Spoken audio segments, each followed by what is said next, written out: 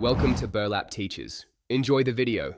You start by opening Excel and a workbook so you can immediately see changes. Once done, go to File then Options. This puts you in control of display and accessibility tweaks. Make sure you have a visible worksheet selected so cursor changes are obvious.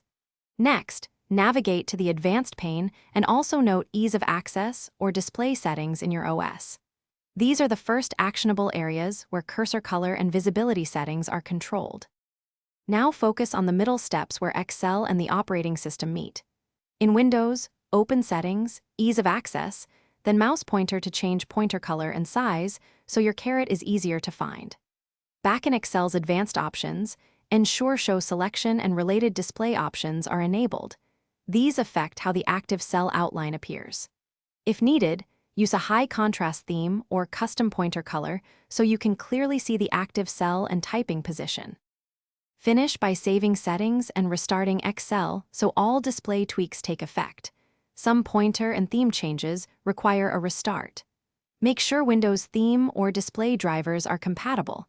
If the cursor color still doesn't change, update graphics drivers and reapply the pointer color.